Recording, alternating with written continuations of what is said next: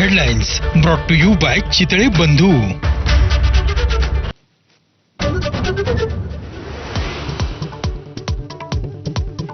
उद्धव ठाकरेंच्या नेतृत्वात आज संभाजीनगरमध्ये हंबरडा मोर्चा।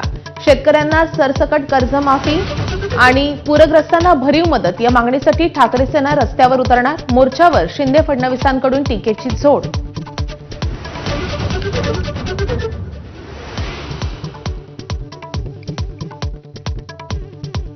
उद्धव ठाकरेंना नवा भिडू मिळाल्याची चर्चा। एमआयएमचा उद्धव ठाकरेंच्या मोर्चाला पाठिंबा।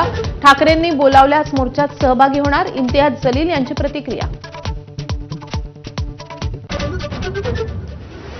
मनसेची मवियात ठाण्यातून एंट्रीची चर्चा। येत्या 13 ऑक्टोबरला मवियाचा ठाणे महापालिकेवर मोर्चा। मनसेचे नेते सहभागी होणार, तर मनोमिलनाची चिंता नको, सर्वांची गणितं आपल्याकडे, शिंदेंचा निशाणा।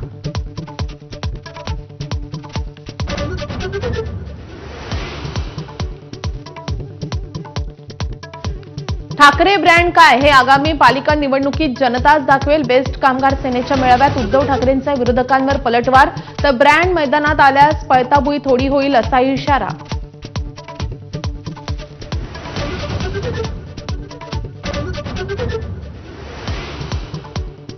मुख्यमंत्री फडणवीस आणि राज ठाकरे आज एकाच मंचावर येणार। महेश मांजरेकरांच्या पुन्हा शिवाजीराजे भोसले चित्रपटाच्या सोहळ्याला लावणार हजेरी।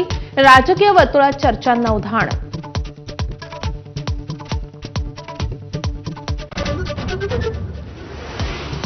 आगामी निवडणुकांच्या पार्श्वभूमीवर आज फडणवीस आणि शिंदेंच्या स्वतंत्र बैठका। फडणवीस घेणार कोकण आणि पश्चिम महाराष्ट्राचा आढावा, तर शिंदेंच्या उपस्थितीत मुंबईतील विभाग प्रमुख आणि शाखा प्रमुखांची बैठक।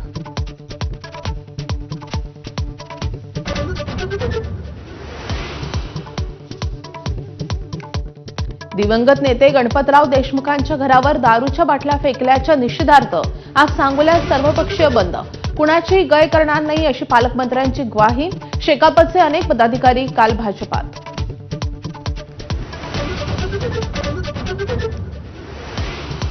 मुंबईमध्ये पोलिसांसाठी सरकार बांधणार 40,000 नवी घरं।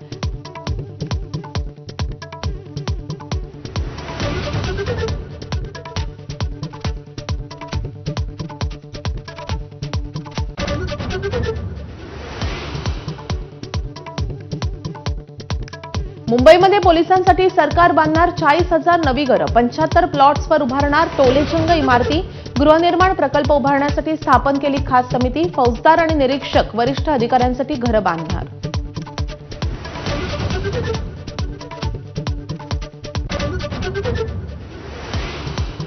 दोन दिवसात चांदीच्या दरात तब्बल 20,000 रुपयांची वाढ। चांदीचे दर 1,70,000 रुपयांवर। जागतिक पातळीवर चांदीमध्ये गुंतवणूक करण्यास सुरुवात।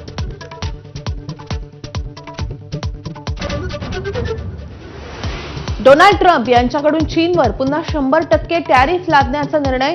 1 नोव्हेंबरपासून अंमलबजावणी। चीननं दुर्मिळ खनिजांची निर्यात कमी केल्यामुळे निर्णय।